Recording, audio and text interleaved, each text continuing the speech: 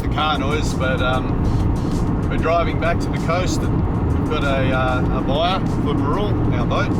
So we've arranged that when they pull it out for the survey that we'll take care of the bottom paint for them and a few other things, you know. So that's it. We might be saying goodbye to our home, our boat. It's a nice drive anyway. So there we go.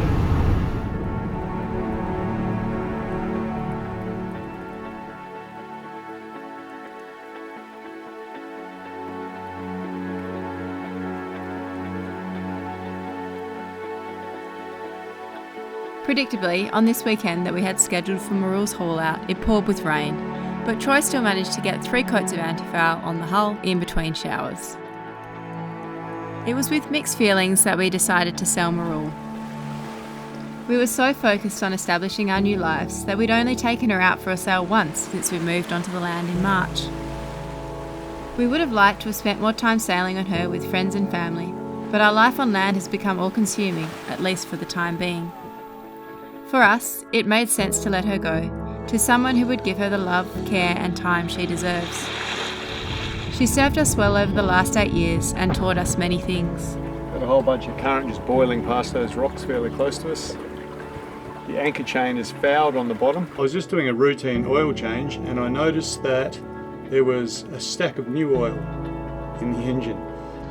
The waterline of the outside of the hull, it's all like orange peely and there's runs and it just looks terrible. When I was trying to tip it off, the paint was drying. There was some chafing on our number 1 and number 2 reefing line. It serves me right really, because I used existing rope that we had. I had some spare unused rope, some 8mm. So I put that on as our second reefing line. I've got this 8mm Spectra that I'm putting as our first reef. It didn't feel right to leave her sitting in a marina an hour and a half away, where we'll only take her out a few times in a year. So when the sale did come through, we were sad, but mostly relieved to have sold our beloved home.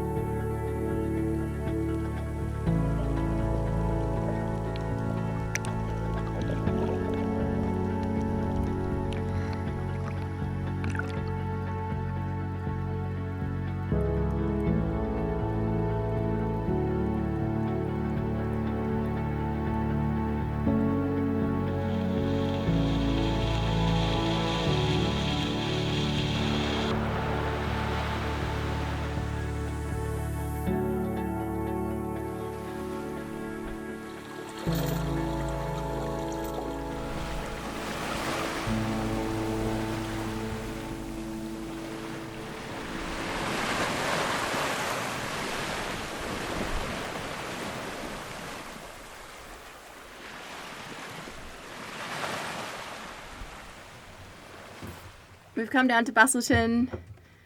This is our last time aboard Mirrool. We sold the boat, so we're just doing the final things for handover to her new owner. The money's already come through, so just doing the final things for the new owner, and he's going to jump on board and take her up to Perth in a couple of weeks' time. Yeah, mixed feelings. It would have been nice to have gone on some more sailing trips, but really, haven't actually thought about the boat at all. Literally at all since we've moved in. We've been so busy. The only time I did think about it was when we were still editing sailing videos. So, yeah, that's behind us now, and yeah, we got other things to come. It's not the end for us being on the water though. We're still really excited to. We're looking into options for boats for next summer. So stay tuned. You sold your first sailboat. It was quite an interesting chapter of my life. So. I do hope that the new owner gets a lot out of it, you know, she's pretty ready to go, it looks quite sharp. We went out for a test sail, everyone was happy. The surveyor came through, he was very, very happy with how it was all. I don't suppose you see many clansmen decked out like this. Oh, but a clansman's only worth 30,000, 20,000, something like that.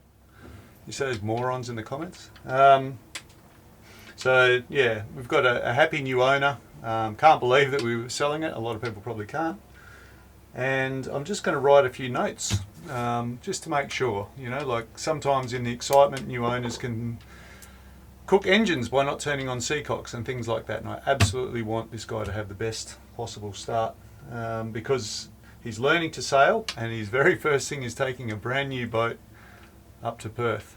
And I'm sure taking it out of here, his heart will be in his mouth anyway. So hopefully we can make it as easy as possible for him.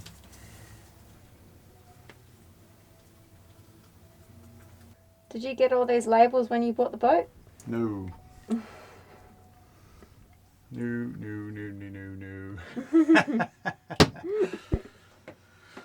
You know, not many people build alternator bypasses into their boats. We have. So he has to know that, like, the switch that is bypassing the alternator, and then he has control on the output. And if he dials it that way, it's off, and this is more. I showed him that, but it's a nice reminder, you know. Yeah. He might wonder what that little light's glowing for if I don't tell him that it's the alternator light, because we built all the, you know, we built the charging system, the starting system and everything else like that, didn't we? We got rid of the proprietary wiring harness and we built our own. So it's probably pretty nice to you know, give someone a heads up. We spent a couple of hours having a bit of a walkthrough, but you know, I reckon you know, it might have been making his head spin a little bit. There's a lot to remember. So I might even write a few notes with. I wanted to type out a handover document, but there's so many pictures and everything that go with everything that it's probably better off actually taking photos of just handwritten notes and sending them as messages. So he's got it on his phone. So, you know, when he goes for a sail, he can go, "What's that?" Pull up a message. Oh, yeah, right.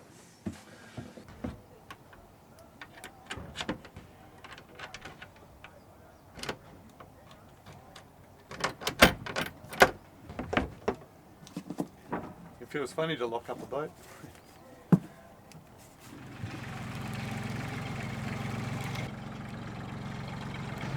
Let it ride. And with the closing of one chapter comes the excitement of a new one with endless possibilities. Enter our new second-hand tractor. Clocking less than 500 hours and in immaculate condition, we are pretty impressed with this machine. We've already achieved so much here because of it, and we can't wait to share it all with you.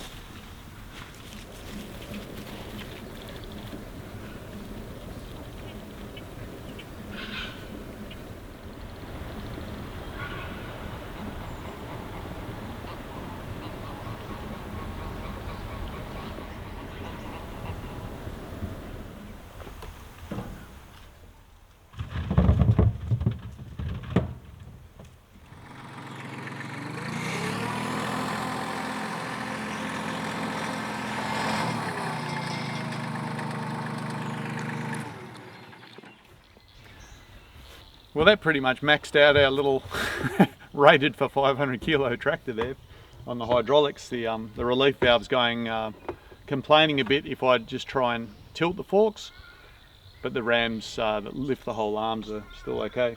So we got a bunch of these IBCs. It was a really nice thing to get a hold of. We cut the top out of this and now we've made this into a stillage, you know, something that you can move around with forks as a container.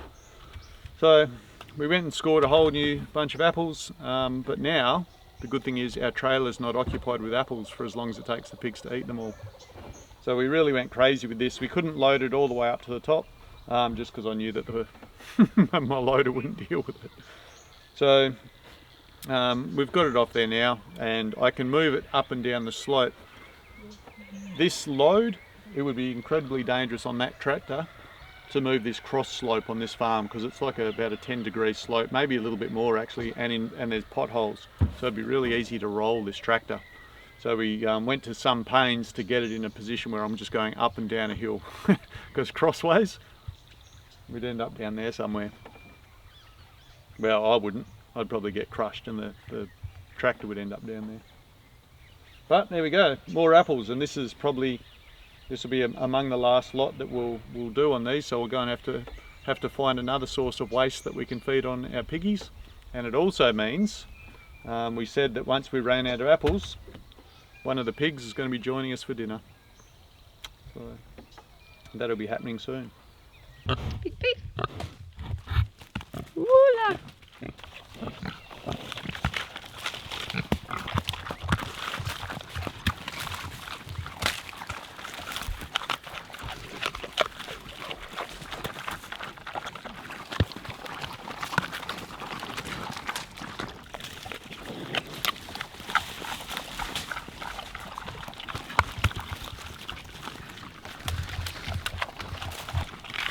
Nice and gentle.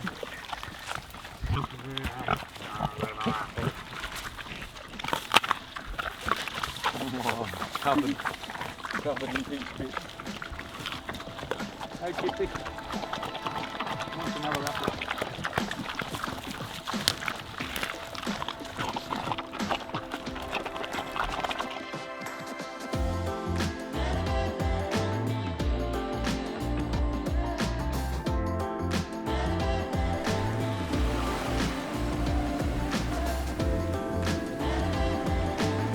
We hope you enjoyed our trip down memory lane this week.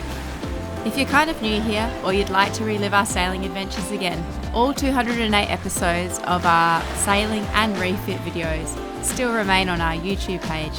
I've put a link to watch them from the beginning now for those of you that are interested. As always, thank you for watching, liking and subscribing to our channel, and we'll see you next time for more adventures on the Ramshackle Ranch. Look at it. It nearly caught me while I was catching it.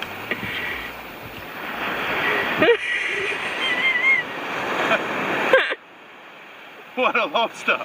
Let's have a look at the arm. Oh, look at that. Give me a love bite, this thing. Yeah, that's a bit too great.